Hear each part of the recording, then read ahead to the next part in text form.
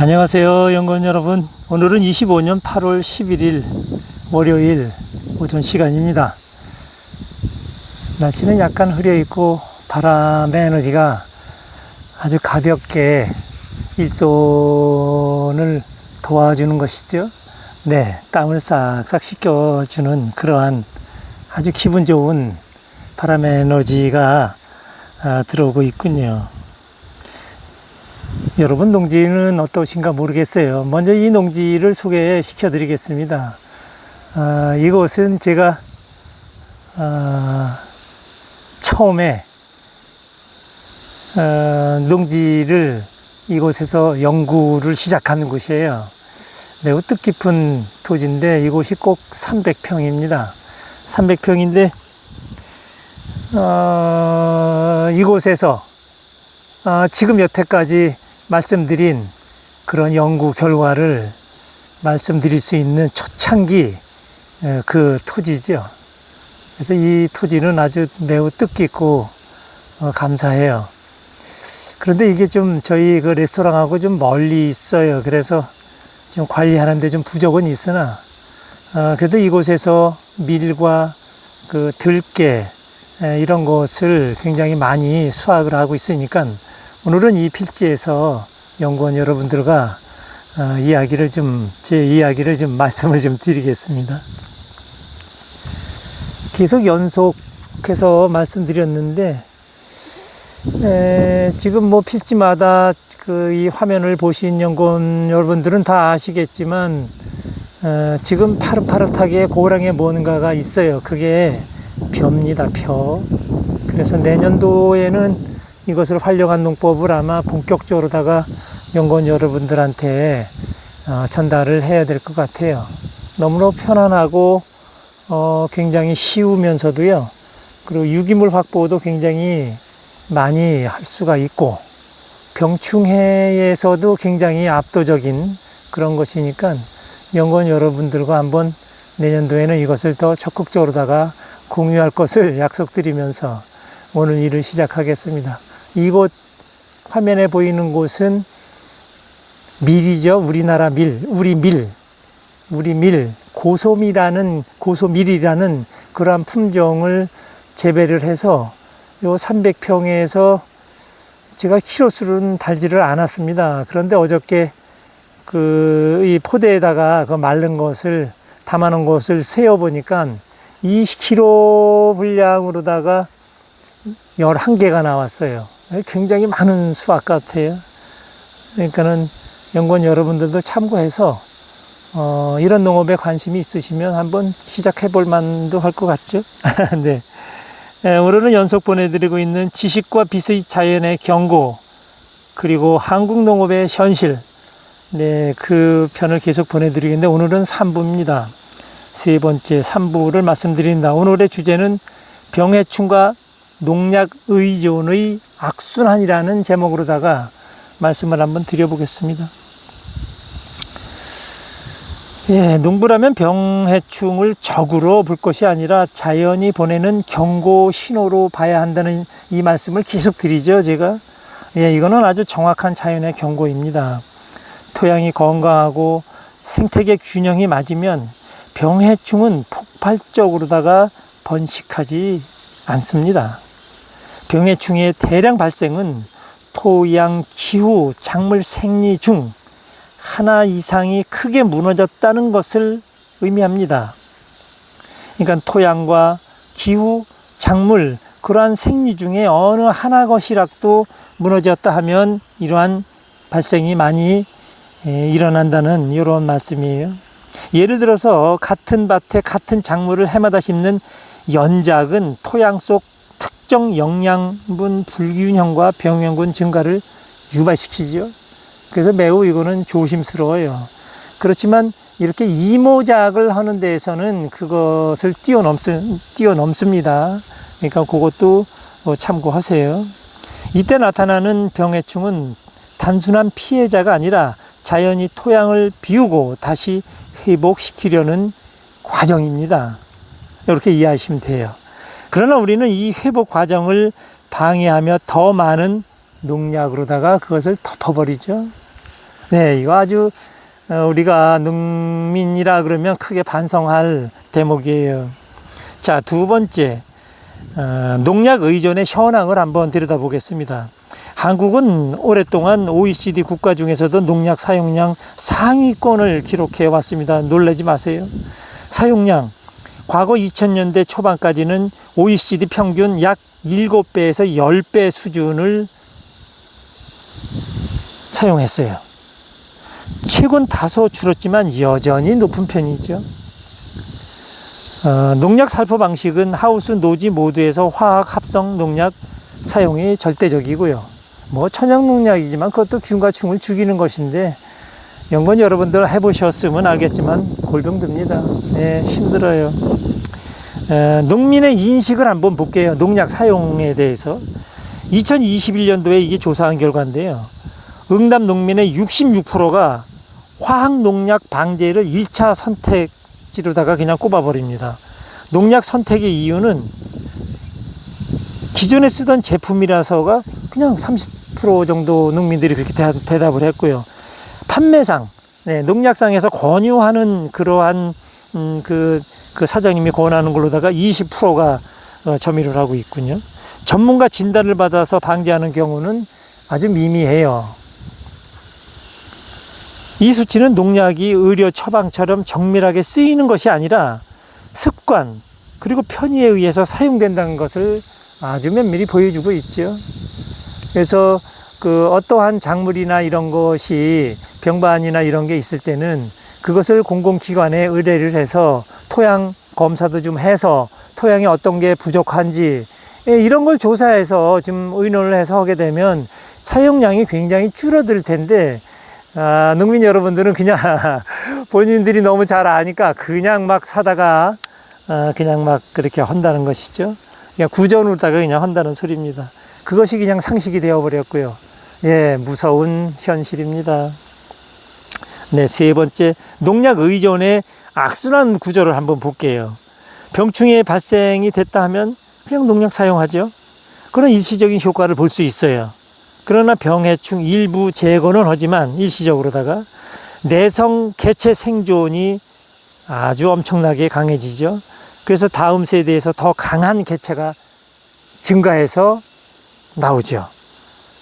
그러면 농약 사용은 증가가 될 수밖에 없고요.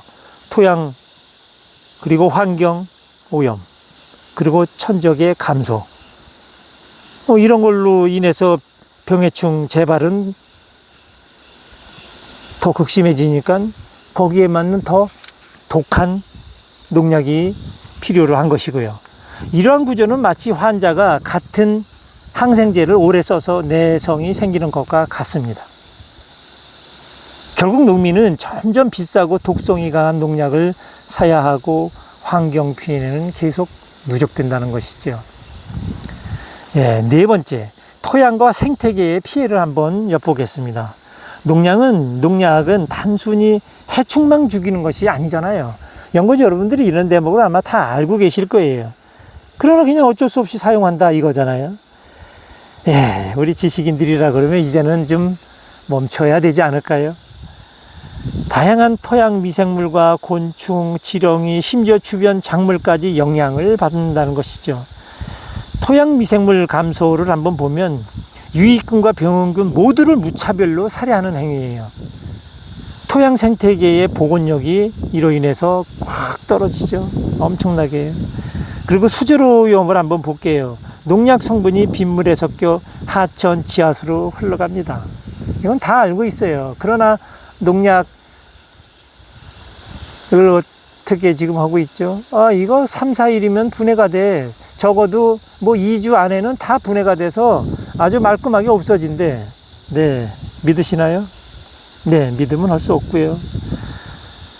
이런 피해는 그 천적 감소로 이어집니다. 농약 많은 사용으로다가요. 해충을 잡아먹는 무당벌레, 거미, 기생벌 등 천적곤충이 줄어들면서 해충 개체수 조절이 더 점점 어려워지고 있습니다. 이런 피해는 병해충 발생을 장기적으로 더 악화시키는 요인이 되고 있어요.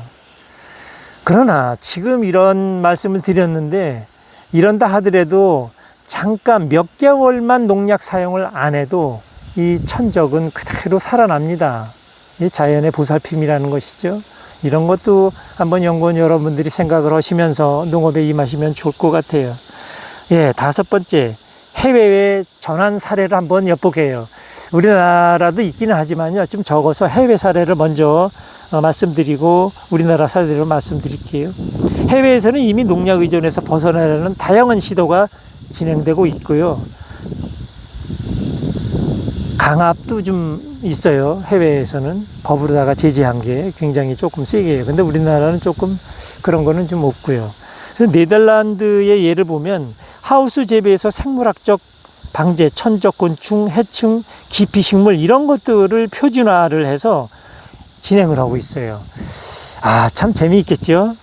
그 일본 같은 경우에는 쌀 농사에서 합초법과 아이가사리법이라는 그 잡초와 함께 기르는 방식을 제초제 그 사용량을 줄이기 위해서 이러한 방식을 써서 이것도 굉장히 공공하게 굉장히 아주 잘 사용하고 있고요.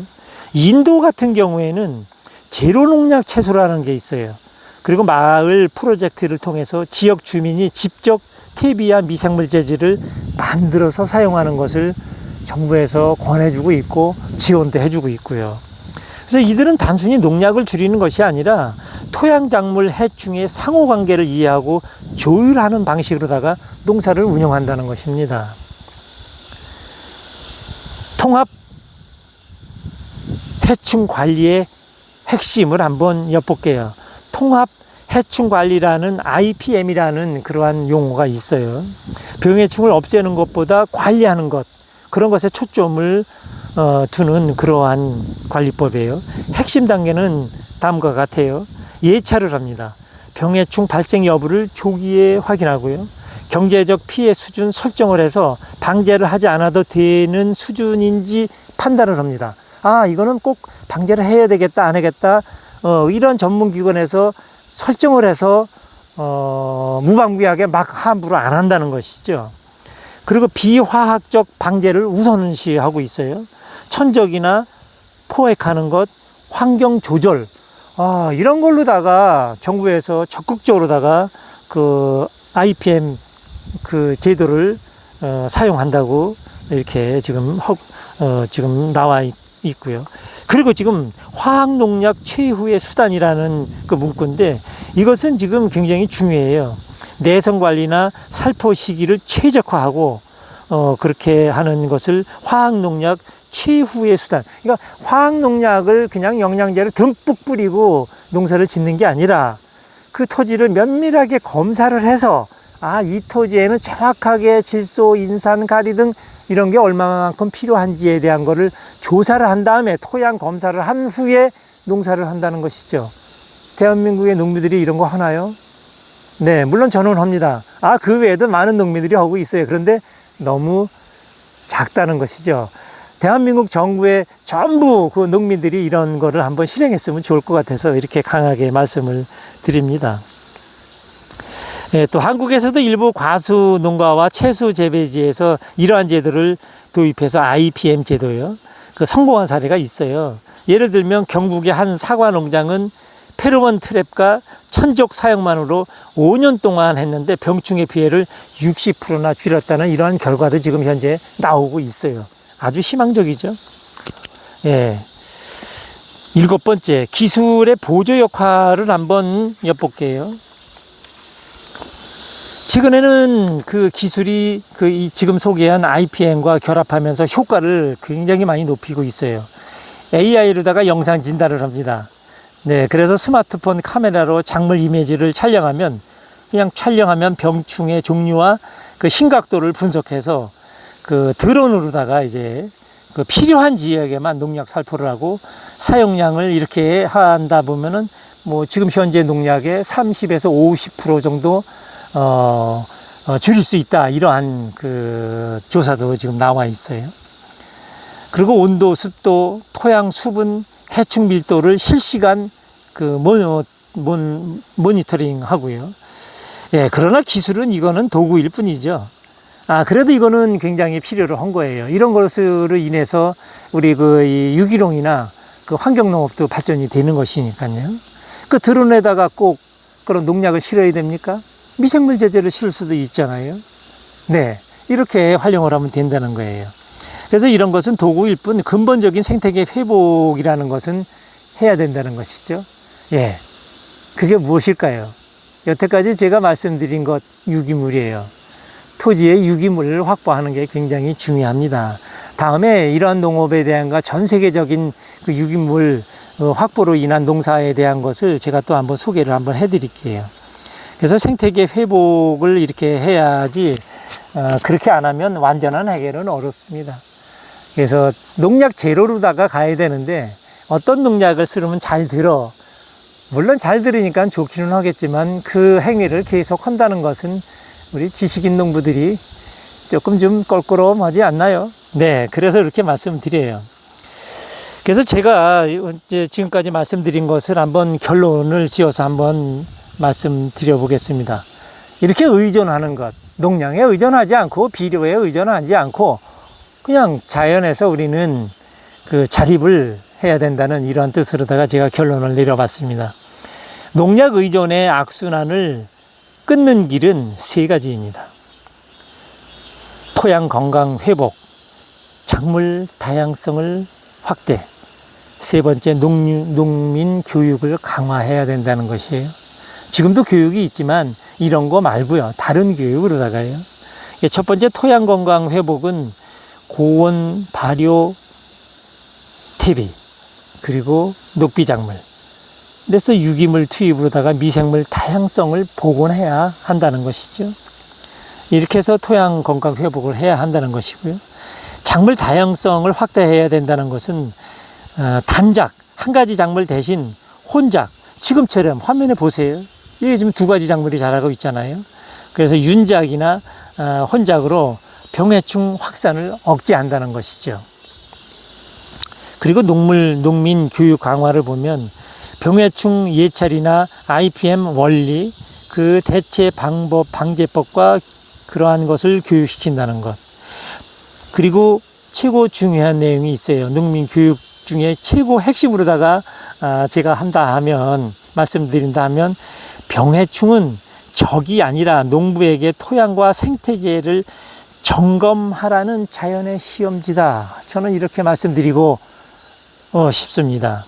그 시험지를 농민 여러분들이 버리지 말고 풀어내는 것이 진짜 농사의 길이라는 것입니다. 어떻게 오늘 말씀드렸는데 이해가 잘 되셨나 모르겠습니다. 감사합니다. 제가 오늘 오전에 지금 이쪽 어이주리 산 쪽에 와서 제초 작업을 좀 했어요. 그래서 좀 땀도 흘리고 그랬는데 좀 목이 조금 약간 좀 가라앉았어요. 좀 에너지가 조금 부족한 것 같아요. 집에 얼른 가서 에너지를 좀 회복해야 될 것 같아요. 네. 연구원 여러분, 내일 또 뵙겠습니다. 감사합니다.